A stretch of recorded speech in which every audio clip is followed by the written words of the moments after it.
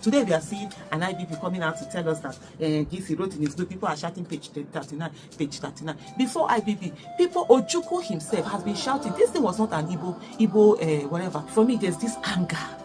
You understand? This anger, this what kind of a country is this that allows people to do all sorts of heinous things and they get away with it? Now, some people, oh, you are sitting in blue.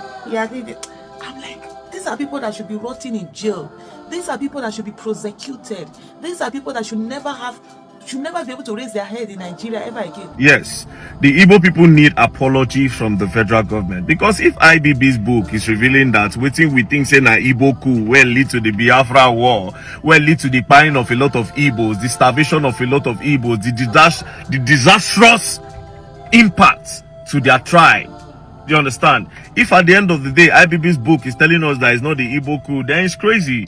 You understand? The federal government needs to apologize to these people. By now, sir, to be very honest, normally the whole country is supposed to be on the streets. They're supposed to do a protest because of this book. Yes, depending on your time zone and location. Eziokwu nke beziokwu bụ na ndị Igbo enweka obi ebere. Ndị Igbo anyị enweka na obi ebere. Ọ bụrụ na advanced country ka ihe na trendy, ihe Babangida mere na trendy na the whole nation now. Ọ bụrụ na advanced country ka this team me. This guy would be behind bars na Cøøling by now. Ọkwapụtago na we bịa confess ya na ife ha bodoro ndị Igbo, no ndị Igbo bụ ihe ekosoro the coup, no Igbo coup nke emere mgbe that war. No bros ndị Igbo, no bros ndị Igbo koso ya. After that confession, o we kwukwa sị no ya nwa nullify the 1966 or 1996 election June 12. Somebody else win it, no ya nwa nullify ya because of power. Okwifugo na ndị Igbo enweka obi ebere. Recently, Ohaneze apụtago we bịa gwa Tinubu and the Nigerian government na ekwesịrị iyo ndị Igbo with a certain amount of money. Play the video ka ị very dark man concerning this update. Then play kwara the video ka ị refer this our sister Aisha Yesufu concerning this thing Babangida mere. Injustice a na-eme ndị Igbo na this country too high. Mana ya dịba nke bụ eziokwu bụ na ndị Igbo will be triumphant at last. Deka na onye ji nwata we n'isi ya enu mgbe aka fọrọ ofe oge wedata ya. Watch the video from beginning to the end. Can you know what is really stopping, what is happening? Drop our opinion in the comment section. Share button. Can also remember this update. Watch the rest of the video, guys. I'll be right back. Hello, everyone. You know, all of this talk about Ibrahim Babangida's book have just been, for me, there's this anger. You understand? This anger, this what kind of a country is this that allows people to do all sorts of heinous things and they get away with it? Now, some are even, oh, you are sitting in blue. I'm like, these are people that should be rotting in jail. These are people that should be prosecuted. These are people that should never be able to raise their head in Nigeria ever again. But meanwhile, Nigeria is wasting money on them. They are paying them humongous amounts of money every year as former president, elder statesmen, this. It's so irritating and it's so annoying. Is it today? I saw where Oseni Rufai was like, oh, now people that have always been saying Igbo coup, that they should not know that it's not an Igbo coup. It has been proved. I said, look, it is not today. They always knew it is not an Igbo coup. But Igbos are the boogeymen. It's like Ojuju. When you say Ojuju, you want to make the Igbos the Ojuju so that you'll be able to say, oh, they are the reason why A, B, C, D, E, F, G, H. So that hatred, you have a reason to expound that hatred, on them. And I said to him, look, some of these people, they don't have anything in common other than their hatred for Igbos. So that's why they will maintain this. They will forever maintain it. They will die on that hill. It's just like the same people who come out to say that, oh, BBOG was sponsored or is sponsored, or Chibok guests were used to remove Jonathan. They will never admit that Jonathan had his failings. They will never. They will die on that. It's the same thing. I put that thing on my feet. I said, what's the difference? 10 years you'll be telling a lie. 20 years from now you continue. 30 years from now you continue. I don't know whether any of them will have the guts to write a book and say that, oh, they are not going to. I remember it was in 2015. Yes, in 2015, Deji Adeyanju. That's why I will always have respect for Deji Adeyanju. You see that guy, sometimes he had no normal. All of us will know normal. Even the way they talk to him, my head no normal. Sometimes I feel you could do anyhow. But you see, if you point something out to him and he knows he has made, he will come out and address it and correct that and admit to that. And I will tell you why. And I know this is aggressive, but it's almost the same thing being done that a lot of people don't see. In 2015, that was the first time I met Deji Adeyanju. He came to the Unity Fountain. He actually came to come and apologize to Dr. Obi Ezekwesili. And the reason why he came, he said he was talking. Then Deji was a Deji. All of them, I said they rebranded 10 years ago. He was one of those PDP supporters.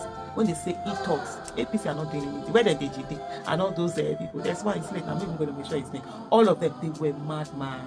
They were something else, and they will attack us relentlessly. So he said to the person, he didn't mention the name of the person, and I've never asked him. And he was like, oh, the person was like, no, that thing that they were saying about Dr. Obi and Bibi, it was all a lie. Did you say he was shocked that he trusted this person? He said, no, that was politics. And he came to apologize. He's the only one that I know. I don't know of others here that came to the Unity Fountain and apologized. So when I say all this stuff that people talk, I see people telling me that, oh, you should. I'm like, me, I was a leader of BBOG for like how many, from 2018? No, 2015. Was it 2018 or thereabout, or 2017 or 2018? That was either 2015 to 2017 or 2018. I can't remember. And I was a sit-out coordinator from July, if I'm not mistaken, July 2014. So I've been part of the, as in, I'm the one leading. You are coming to tell me that, oh, maybe you, someone said, maybe Aisha, you didn't know what was happening. How would I know what was something that I led? Something that I led. And this thing, BBOG movement was supposed to be a one-day protest. The people that started it would have had their first day. It was a one-day protest. It was supposed to protest and go home. It was a day that they say, do you want to stay? When one of the Chibok, he's late now, Mosiah Sambido, he was the chairman of the Chibok community at that time. He knelt down in front of Dr. Bill and said, please, don't go. If you go, these people will not listen to us, they will not hear. That was when she asked the question, do we want to keep coming? People say, yes, we keep coming until the guests are close. She said, do you know what it means? We're like this. Foolish, we didn't know what it meant. We're light and lie. If anybody had told me that those guests will not be brought back within a week, I would have said it's a lie. I'm sure most of us will now have said this. That was how that movement started, that it started coming out every day. That some people will sit down and tell you that, oh, they want to tell you forever, whatever, that it was sponsored, it was big. It's the same kind of heinous thing that Nigeria allows all the time. Today, we are seeing an IBB coming out to tell us that he wrote in his book, people are shouting page 39. Before IBB, people, Ojukwu himself has been shouting. This thing was not an Igbo, whatever. The person also, he was born and brought up in Kaduna. He's more northerner than he is an Igbo. But no, they didn't believe. He kept shouting. He's part of the visit to say, it wasn't an Igbo coup that was done. Some of them say it was done because they felt then, as of that minute, that one of them was seen as a more better leader than the Tafawa Balewa that was put in there. They wanted to do the coup and put him there. They've been shouting this thing. Odumegwu Ojukwu has been shouting this thing for how long? No, it is now that the IBB has come to say that some people are coming to say, Nigeria, if I tell you this, the whole thing, no, they vex me, no be smart. But anyway, just watch this video and listen to what Ojukwu said. Now let's get it straight.